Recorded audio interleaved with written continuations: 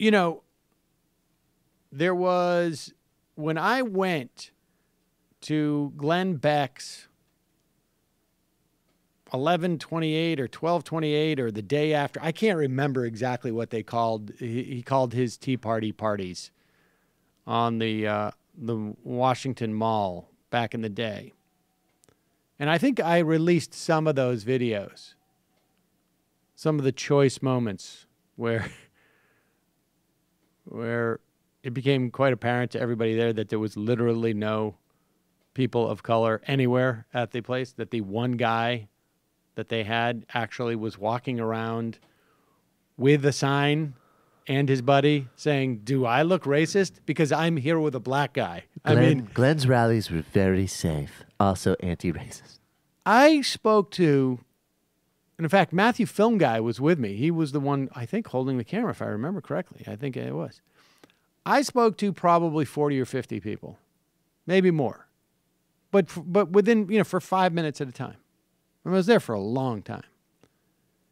And almost every single person complained about the length of the Affordable Care Act and the fact that no one read the bill. That was the big thing. No one read the bill. We should have a law that you can only have laws that are only 3 pages long, and no one read the bill. Nobody knows what's in it.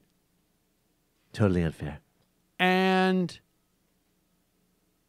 even Nancy Pelosi's famous, nobody knows the bill, until they read it, proclamation.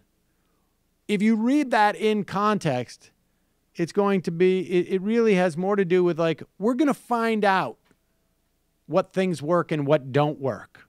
She wasn't talking literally.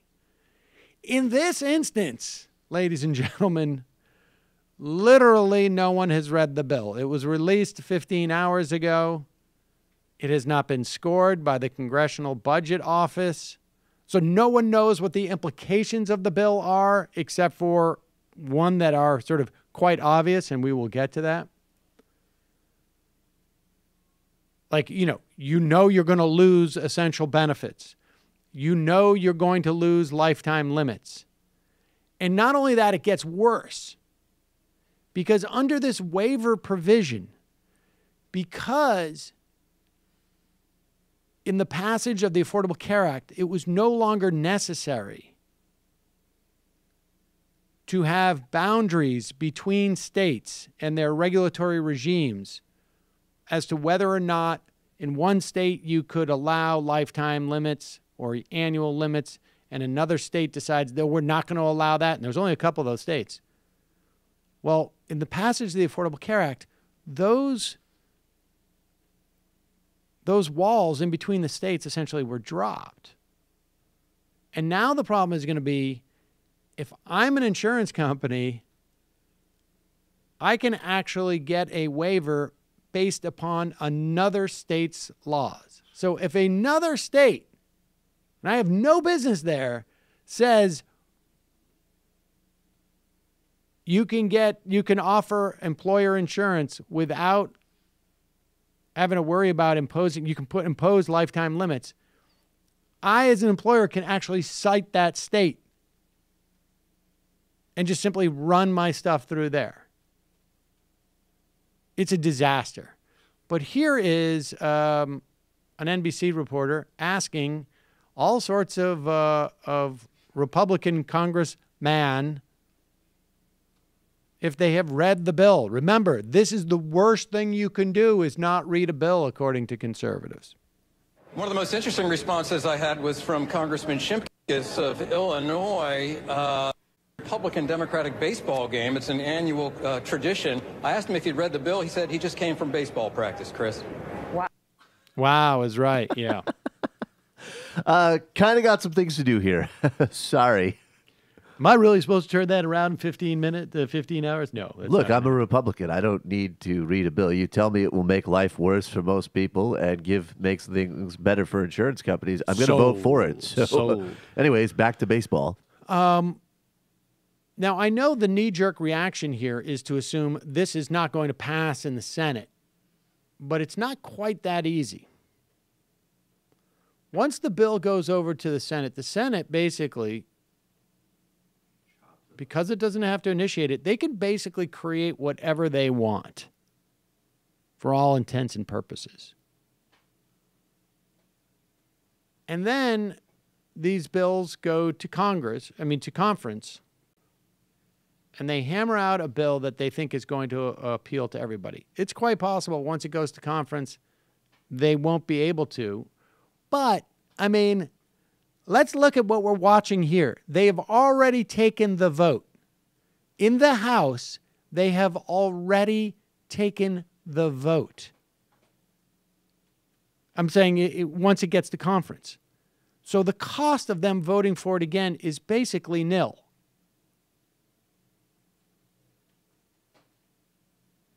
So it's not so black and white, folks.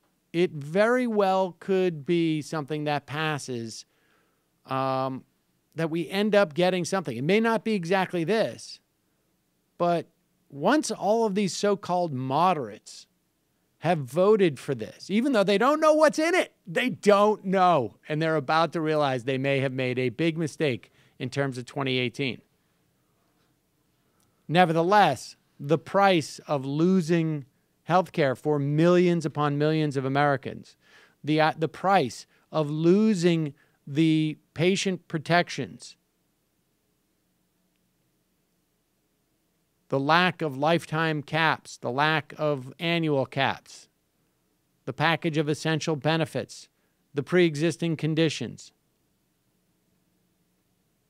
That's a big price to pay, even to take back the House in 2018.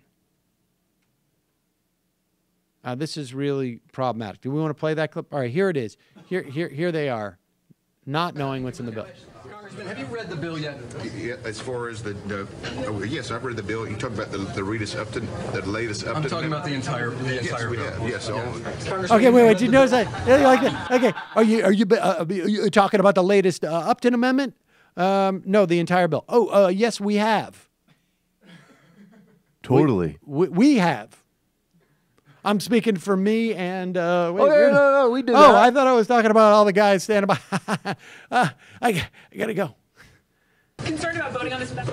Congressman, have you read the health care bill? Morning, Congressman. Have you had time to read the health care bill? We're still working on it. Hey, gentlemen, have you read this bill, Congressman? Congressman, have you read the bill? No, we're in a hurry. We'll be back. We're in a hurry. Congressman, have you read the health care bill?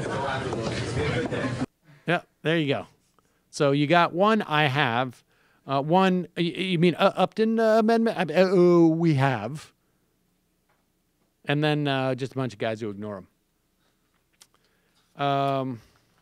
They're going to be awful surprised that they screwed over so many of their constituents. Hi, folks. It's Sam Seder. You know me from just a minute ago. Listen, we've had a problem on YouTube. Let me make a graphic visualization. Back in March, our revenue and the ads that were monetized was a lot, like here. And now, over the course of actually within a day into April, it's down to about here. Now, this is just a artist rendering, but that's basically it. We were here, and now we're here. That's because of some YouTube thing where advertisers were concerned on being on hate sites. And, of course, we're a news organization that sometimes talks about hateful people, and we got caught up in their algorithm. I thought it would be fixed by now. It's not. We need your help to keep giving you free content on YouTube. We don't have the advertiser support that we had even back, here. So we're looking for your help. Go to our Patreon site, give a couple of bucks. Literally, you could give a couple, and it would be very helpful. Head over there. Here's the link right here or down there. It's somewhere around here. Find it and go help us out. Thanks so much. Enjoy the rest of the show.